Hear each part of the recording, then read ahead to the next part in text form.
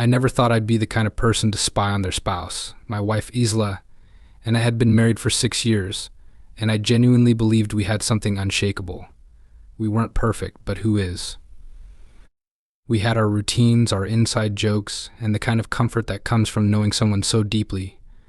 But over the last few months, things started to feel different off in ways I couldn't explain but couldn't ignore either. It started small. She'd laugh at something on her phone and quickly tuck it away when I asked what was funny. She began going out more often, claiming she needed time to herself, or that work was suddenly demanding late hours. I wanted to trust her. I really did. But the excuses didn't sit right with me. Why would a marketing assistant, someone whose job had always been predictable, suddenly have so many after-hours commitments? I'd ask casual questions, trying not to sound accusatory, but her answers felt rehearsed, like she'd thought them through before I even asked.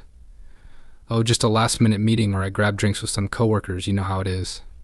The more she said, the less I believed her. It wasn't just the time apart, it was the way she acted when we were together. Isla used to be affectionate, quick with a kiss or a kind word. Lately she'd been distant, like her mind was somewhere else, even when she was sitting right next to me. Conversations felt forced. Her phone was always face down on the table, and she started taking calls in another room, her voice hushed. At first I told myself I was being paranoid. I hated the idea of doubting her, the woman I'd vowed to love and trust. But doubt has a way of creeping in, eating at you until you can't think of anything else. Every smile she gave me felt fake. Every time she said I love you, it sounded hollow. I wasn't sleeping well, tossing and turning with the weight of my suspicions. What if I was wrong? What if I was letting my insecurities ruin a perfectly good marriage? But the signs were there, undeniable and glaring. The woman I knew and loved was slipping away, and I couldn't figure out why. That's when the idea hit me almost out of nowhere. A hidden camera. It was a drastic step, one I never imagined I'd take, but I felt like I was out of options. If she wasn't going to give me the truth, I'd have to find it myself. And so, with a heavy heart and shaky hands, I made the decision that would change everything. Setting up the camera was surprisingly easy. I spent hours researching the best options, scrolling through reviews and videos to make sure I picked something discreet but reliable. Eventually, I settled on a tiny device that could blend into the room without raising suspicion. The hardest part wasn't buying it or setting it up, it was crossing that line. Installing the camera felt like betraying the very vows I was trying to protect, but I couldn't shake the feeling that I had no other choice. Isla wasn't giving me answers, and my sanity was hanging by a thread. I chose the bedroom because it was the heart of our home, a space meant for trust and intimacy. If anything was happening, I figured it would be there. I positioned the camera carefully, making sure it was hidden but still had a clear view. I felt sick as I adjusted it, the weight of what I was doing pressing heavily on my chest. This wasn't who I wanted to be. But the constant doubt, the sleepless nights, it all pushed me to this point. Once it was in place, I tried to carry on like everything was normal. Isla didn't suspect a thing. She came home that evening, kissed me on the cheek, and asked about my day like nothing had changed. Part of me wanted to confront her then and there, to demand the truth and put an end to the guessing. But I knew better. If I was wrong, I'd only drive a bigger wedge between us. If I was right, well, I needed proof. The next day, while she was out, I reviewed the footage for the first time. My hands shook as I connected my laptop to the camera, fast-forwarding through hours of nothing. Watching an empty room was strangely nerve-wracking, like I was waiting for a storm to hit. And then, it happened. I saw her come into the room with someone else, a man I didn't recognize. My heart dropped. They were laughing, their voices muffled but unmistakably cheerful. They sat on the edge of the bed, talking closely, and then it escalated. My worst fears were playing out in front of me, undeniable and brutal. My stomach churned as I paused the video. I couldn't watch anymore. The image of them together burned into my mind, a cruel confirmation of what I had been dreading. It felt like my world was collapsing, the life I thought I had crumbling with every frame. The betrayal wasn't just a knife in the back, it was a grenade shattering everything. Anger replaced my sadness almost immediately. At first I sat in shock, staring at the paused footage on my screen, unable to process what I'd just seen. Then, like a dam breaking, the flood of emotions hit me all at once.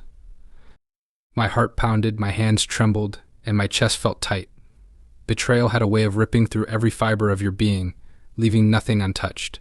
But amidst all the devastation, one feeling stood out above the rest: rage. Isla didn't just cheat on me. She did it in our home, the place where we shared our lives, our memories, and our trust. It wasn't just disrespectful, it was a slap in the face to everything we'd built together. The audacity of it all made my blood boil. I replayed the moment in my head over and over, each time fueling my anger even more. How could she? How could she smile at me, kiss me goodnight, and then bring someone else into our bed? I knew I couldn't just let it go. Confronting her right away wasn't enough. I wanted her to feel the weight of what she'd done, to understand the depth of the pain she caused. I wanted her to feel humiliated, just like I did. The thought of her walking away from this unscathed, with no consequences for her actions, was unbearable. I needed her to know that I wasn't someone she could betray and discard so easily. That's when the idea of revenge began to form. It wasn't something I planned overnight. At first, I didn't even know what I wanted to do. All I knew was that I couldn't keep this to myself. The thought of her and her lover getting away with this burned in my mind. I opened my laptop, replayed the footage, and thought about the world seeing what I saw. I decided to upload it anonymously. I created an account on a platform known for exposing cheaters, ensuring there was no way to trace it back to me. I carefully edited the footage, removing any identifying details like our faces or voices. My goal wasn't to ruin her life completely, it was to make her face the truth. The caption was simple but cutting: when you trust someone with your heart, and they do this, clicking the upload button felt surreal. It was the point of no return, but I didn't regret it. This wasn't just about her anymore. It was about me reclaiming my power, showing her and the world that I wasn't a victim. If she could betray me so easily, she deserved to face the consequences. The video went viral faster than I could have imagined. Within hours, comments started flooding in. At first, I was nervous, refreshing the page over and over to see if anyone had even noticed it. By the end of the day, it had thousands of views and hundreds of comments. People from all over were chiming in with their thoughts, some expressing outrage at the betrayal, others offering sympathy and support. Some even shared their own experiences with infidelity, and it hit me just how common this kind of pain was. The reactions were a mix of validation and bittersweet satisfaction. Complete strangers were furious on my behalf, calling Isla and her lover every name in the book. They demanded justice, cheered me on for exposing the truth, and reminded me that I wasn't alone. But the truth was, no amount of online support could fully take away the sting of betrayal. Even with thousands of people standing behind me, I still felt hollow inside. It didn't take long for Isla to find out about the video. I hadn't told her directly, but the sheer scale of its reach meant it was only a matter of time. One evening, she stormed into the house, her face red with anger and tear-streaked. She shoved her phone at me, the video playing on the screen. "What the hell is this?" she screamed. Her voice was trembling, a mixture of rage and panic. I looked her straight in the eye, and for the first time in weeks, I didn't feel small or powerless. I didn't flinch or apologize. I simply told her the truth. This was the consequence of her choices. Her betrayal was public now, and there was no hiding from it. She cried, she yelled, and she even tried to twist the situation, accusing me of going too far. "You ruined my life," she shouted, her words cutting through the air. But in that moment, I realized something: she wasn't sorry for what she'd done to me. She was sorry she got caught. She was sorry the world saw her for who she really was. I stood my ground and told her to pack her things. This wasn't her home anymore. The fallout was messy. Mutual friends started taking sides, and there were whispers about me being cruel for exposing her. But the majority saw the truth. She betrayed me, and she did it without a second thought. I didn't feel guilt for what I'd done. I felt relief. The weight of pretending everything was okay was finally gone. She was gone, and I could finally start picking up the pieces of my shattered life. In the weeks that followed, life felt eerily quiet. The house, once filled with the sound of Isla's laughter and the hum of her presence, now echoed with silence. At first, it was unbearable. Every room reminded me of her, of us, and of what we used to be. The emptiness wasn't just physical, it was emotional. It was like someone had ripped a piece of my soul out and left me to figure out how to fill the void. But as time went on, that silence became something else peaceful. Without her lies and betrayal weighing me down, I could finally breathe again. The constant anxiety, the sleepless nights spent wondering if I was losing my mind, it was all gone. I started to see the situation for what it was, a painful but necessary ending to something that had been broken long before I discovered the truth.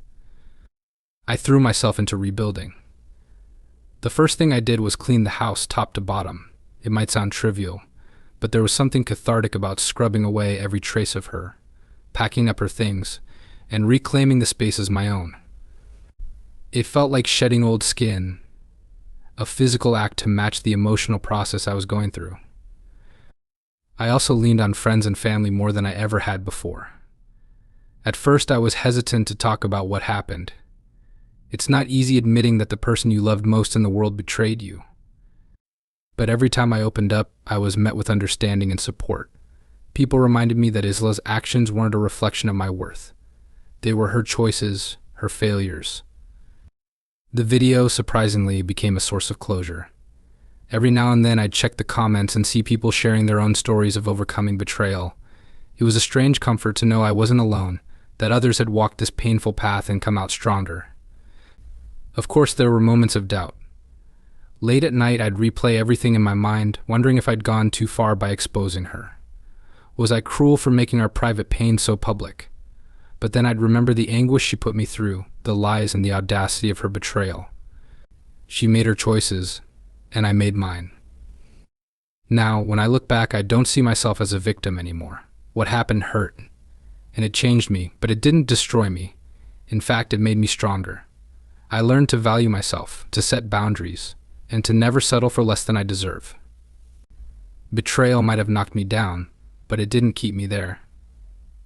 I stood back up, and for that I'm proud.